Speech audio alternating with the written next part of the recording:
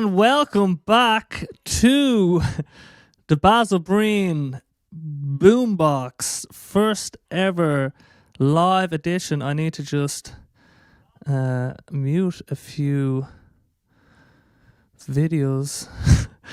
I have a lot going on, I'm not going to lie. So this might be a bit tricky to manage, but I thought I would kill as many birds with one stone as I could. So I'm going live on Instagram, Facebook, and YouTube, and I'm recording it. Hopefully I'm recording it. So we will have the podcast after this. So it's the ultimate quadruple, triple threat of content creation. And we're coming at you live from Mayo. How he's getting on. As you can see, I've nested myself here nicely with my Tower of Babel, which is a reference to my next album, the Tower of Basil. I've got the three of the tracks back from mastering, and I'm looking forward to announcing a bit more on that soon. And sorry. But I also gotta mention, because I have so many of these CDs and I haven't really shifted. I got bought about 100 of them, and I say I have most of them left. So if anyone wants to buy my last album, sell them for a tenner. Plus the postal packaging from Mayo. If anyone's interested, I just thought I'd plug it because I don't know, I spent a few quid on it. I spent a few quid on the album. I've put a lot of money into this, and yeah, it's just become apparent that I should try and claw some of it back so I can keep making the music, because these albums are not cheap. Even though I get to expense it, because I'm a business. It's a very important point, actually. So you basically can just say this is a business expense, so it comes off your taxes. So that way you're not feel like you're spending too much of a fortune, although it is a good bit of money when you break it down. So any of your purchases would be greatly appreciated. But that's enough of the plug, because we're going to be plugging the second album soon enough. All across me socials. So we'll get stuck into, I just have some simple notes. Mayo and the West. I don't know, I don't really have much to say other than I'm enjoying it out here. I have a lot more space than I've ever had before. So when I was living back home, I had a box room that I had maxed out with my desk. I had a mattress that I would fold out at night, and it was a child-sized mattress because I couldn't fit a bed in the room beside my desk and all my gear. So now I have two rooms. Like, this is like another room. So it's my bedroom is separate now from my work room, because I work from home as well. I'm a contract as a software engineer. So the space has been a welcome change, I have to say. It means I can do so much now. Like, I have new lights. I can put up war banners. I just have more room to play with, and I'm really enjoying just the overall ethos of the West. I think there is an open-heartedness in the people that is just very apparent, and I'm not really used to it. You know, when you go into a shop and you say, how's it going, what's the crack, and then you kind of move through it. But if you say, how's it going, to someone, like a shopkeeper, they'll say, blah, they'll tell you a little bit, and they'll look you in the eye and they'll say, how's it going for you? And they mean it, and they want to know. And it's actually very intimidating, because I don't know, it's very engaging, and I actually find myself, I'm not comfortable in engaging back with the the niceness that I'm receiving. I've never experienced this. Even I was walking through the town of Westport, which is very close by, and the ticket inspector is greeted by the townspeople as if he's some sort of legendary hero. Whereas back home in Skerries, the ticket inspector is just seen as a hindrance on the town. But I was watching this ticket inspector in Westport, and he's just walking through, and he was just like, how's it getting on? And he's having conversations with people. And he's like, oh, no, I had to give him a ticket now. The only reason I had to give him a ticket. And he's just giving these spiels to people. And he just seems well liked. So it's a different, there's a different spirit in the air. Whereas I think as you go more east into the more populated areas, it just becomes more, it feels like more dog eat dog. Like when I used to live in London, it was very apparent that I was a cog in this machine, and you kind of get caught up in it, and the spirit and the ethos of the place that you live embodies you in a way that you don't even probably realize. It's like what's that analogy? A fish, if you ask a fish, what's the water like? It'll say, what water? It doesn't know. It's in water even. So I'm in a new bowl, and I'm swimming around the west, and I'm enjoying it. We got a comment. Our first live comment from Jack Gilday. Ladies and gentlemen, I've said it before and I'll say it again. From the foggy streets of Skerries, he's a man without regrets, a rebel without a cause, and is taking over the world, and wishes you well. Jack, I always appreciate the support. My old neighbour, my old friend. You know, it is nice to, by the way, I need you on my marketing team, Jack. I appreciate that. For all you listeners out there, Jack Gilday is a very good supporter and neighbour of mine, previous neighbour. We might be neighbours again one day soon, Jack, who knows? But I appreciate the support.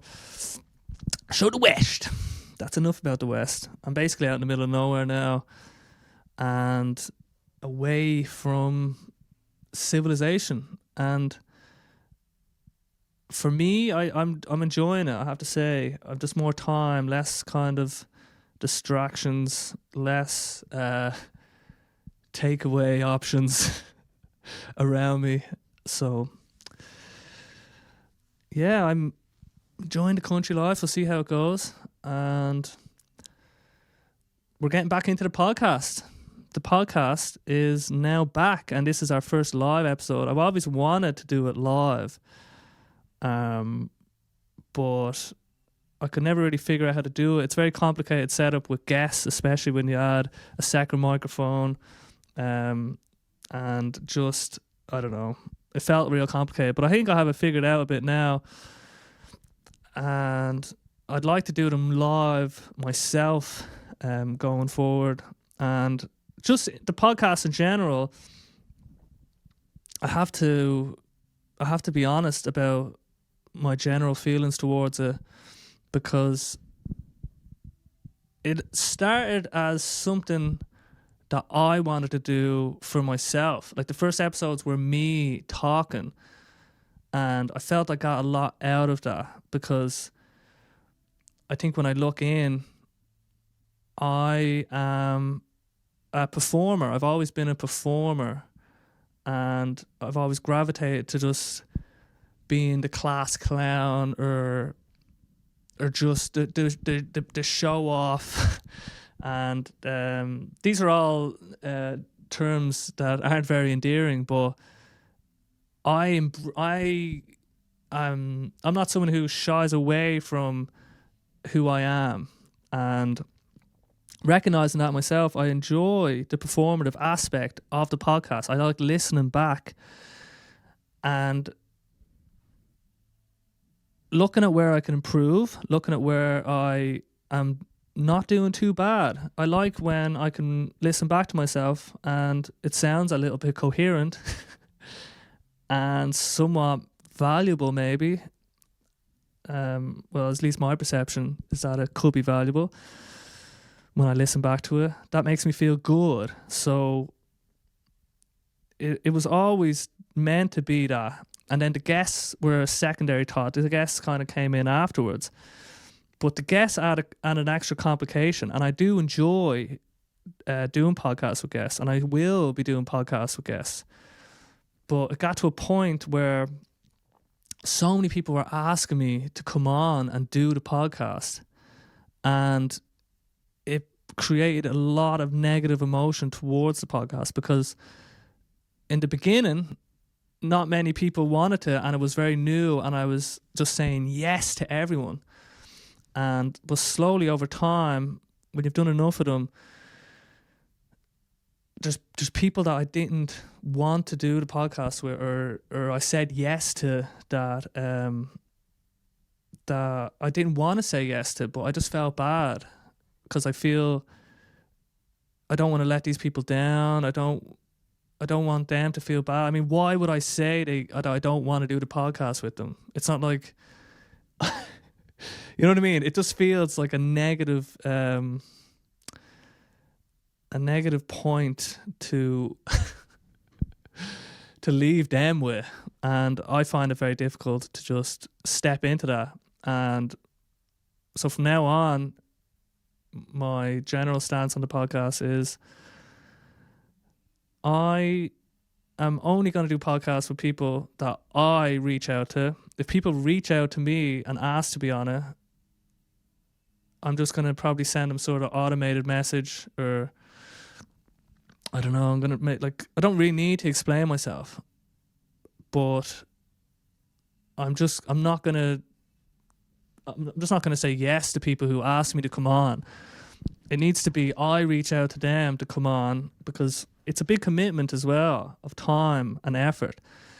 And I need to want to do the podcast. And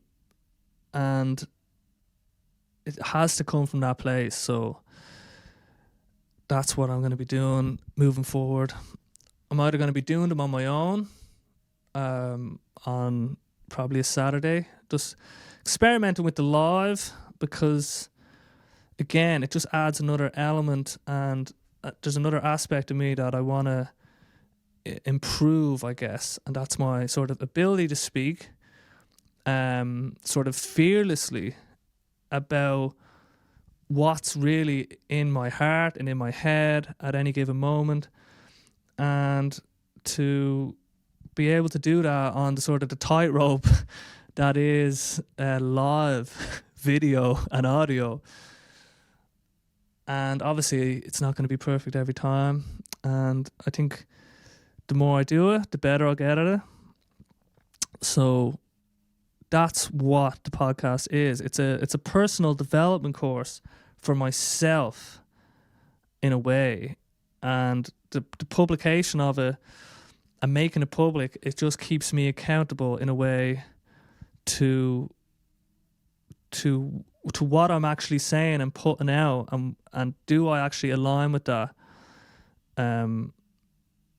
Because I found actually I was doing some live streaming with some idea creation for coming up with new chorus ideas and melodies for songs. And I found that just the idea that people were watching me, even though maybe there was no one watching, just the idea that I was putting this out live and public kept me accountable to the work. I wasn't slacking off.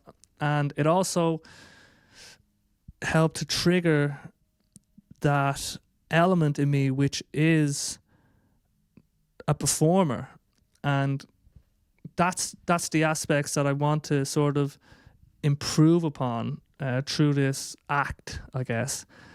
And so the more I can live in that space where I feel like I'm performing, then the line between me and the performer, like, there'll always be me as the performer, and then me as the real, whoever the real me, like whatever the real me is.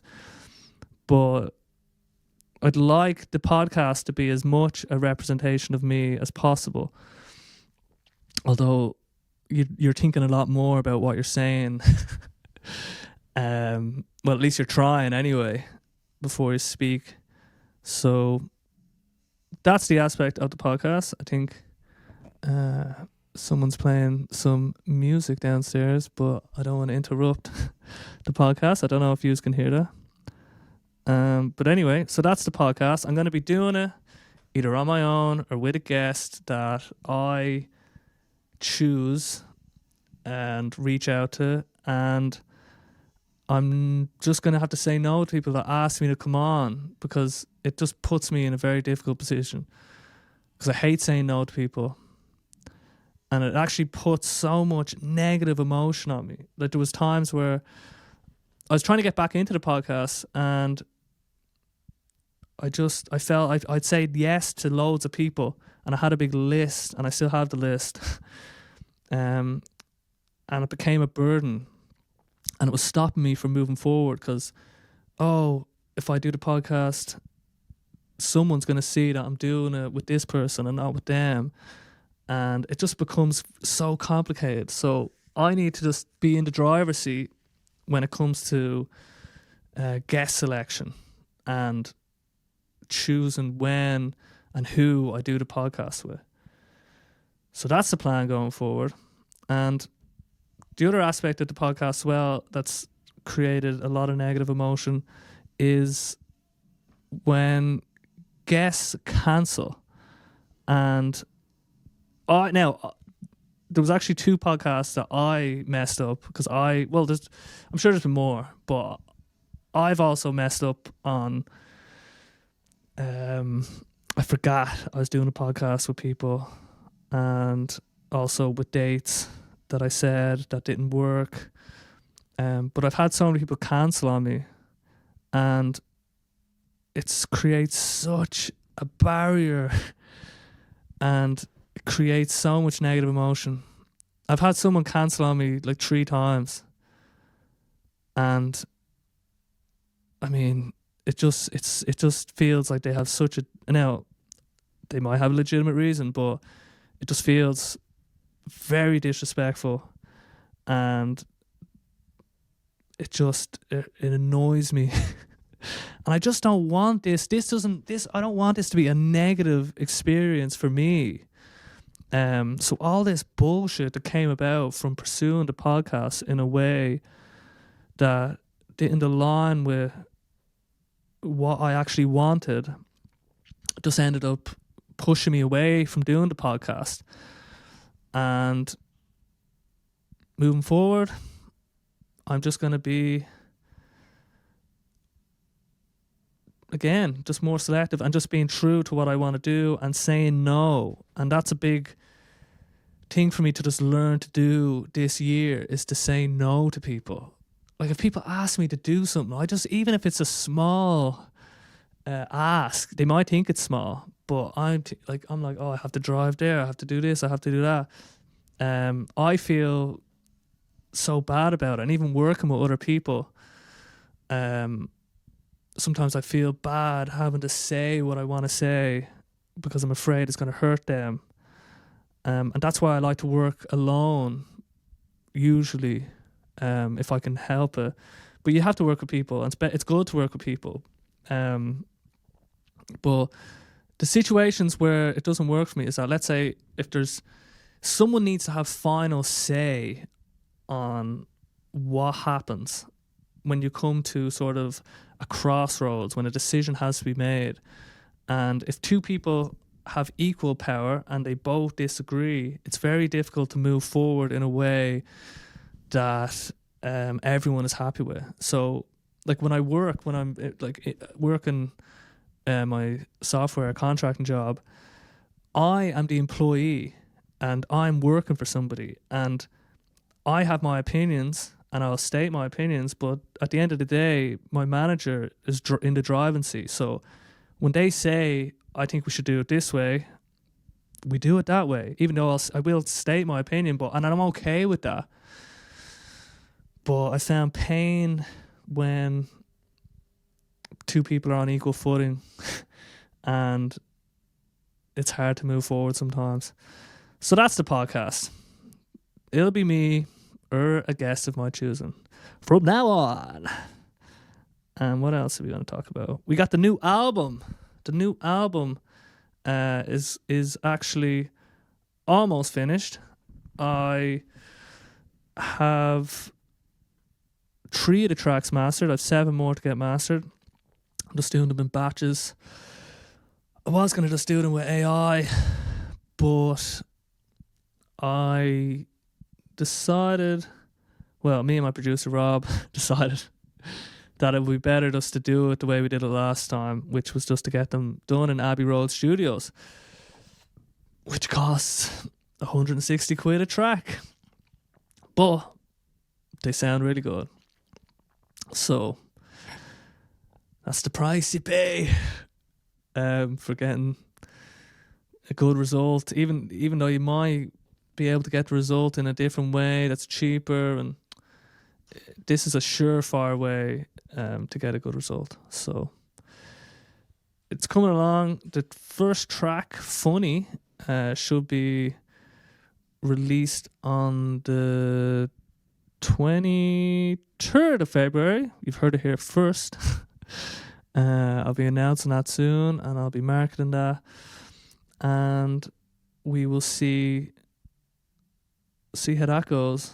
In terms of the marketing, I've been really struggling with the music marketing because I find a lot of it just very embarrassing, and the things that musicians look like they have to do when they're marketing their music. So I think you need to try align your marketing efforts with content and strategies that you feel good about, and do it in a way where you can live with yourself, and then hopefully do it in a way where you are also improving other aspects of your craft and artistry in the process. So if you're doing singing videos and playing videos where you're actually singing, you're improving your singing. And by listening back to yourself recorded, you're improving your singing a lot. Listening back to yourself is a surefire way to improve your singing. If you really listen and you want to get it, you're like, no, why isn't that sounding good to my ear? Eventually just build up an intuition. So I find that when I'm doing guitar singing videos, just the fact of watching them back and listening for where I'm not happy and listening to where I am happy, that actually helps me improve as a singer overall. So the singing is a great alignment of sort of marketing and personal development. In my case, development as a singer. And then there's other aspects that I'd like to get into a bit more, like music production. This year, I really want to get stuck into the music production. I've always been sort of kept at arm's length from the music production because there's just so many layers and there's so many ways to make a song. And I've been trying to formulate it and systematize it in my head for, I don't know, like 2 years, 3 years, I don't know. And I feel like I have a good grasp on it now, and I just need to get out of my own way and create music. So one way of practicing that is to make videos and use music production in the videos, like produce the music in the videos so they're real short, so you're not committing to like a 3-minute song, 30 seconds or whatever, and you can produce that as if you're producing a real song, and you'll learn lots about music production so through that process in micro form. So I'm hoping that'll be sort of a way to onboard myself into the realm of music production a bit more. And then piano, I know how far I need to go if I want to get good enough to play the piano live. Live looping is another aspect of my performance that I'd love to incorporate down the line. I'm at the beginning, well, not the very beginning, but just after the beginning, in so many different avenues and aspects of my development as a performer, like whatever the final iteration is. Well, it'll never be the final, but I'm far away from where I want to be as a performer, musical performer. So, trying to align the content that I'm producing, because I'm putting time into that, with the development of certain aspects and skills that I want to develop further. That's something I've been thinking about a lot. But then also trying to just think of other ways, like maybe doing little skit videos where I'm doing like little bits of acting and writing little scripts, because at the end of the day, I just enjoy writing. Like when I'm writing code, writing songs, script writing, even if they're micro scripts, like little comedy sketches for the songs, that's still flexing the writing muscle. And I love film. Like I love movies and story. So being able to practice that in micro form through, I guess, marketing videos in some way, that could be cool. So I'm trying to figure all this out, but sometimes it's very overwhelming because when you have so many different, what would you say, what's a good expression? Pokers in the fire, is that one? It's hard to pick the right poker, or you don't know which poker to start with. I don't know if that makes sense. Eggs in a basket. Who knows? You know, there's many metaphors out there, and I don't think any of them are very apt for this situation. But I think I'll leave it there. I think this was a good way to get back into the realm of podcasting. Don't know when this will be released, but it is going out live now. Don't think anyone's watching, but it is live. And we will, I guess, we'll catch us in the next one. I do have a guest lined up, and I do have other guests that I want to get on. I'll probably do them remote, online, and it'll be on my time. And I'm afraid that if I agree to do the podcast with you at some point, I'm just starting a clean slate, and I'll reach out if it makes sense and at the right time. And I'm sorry. Anyway, we will try and end this now. I've so many different streams going that I don't know how to end it. But I'll try.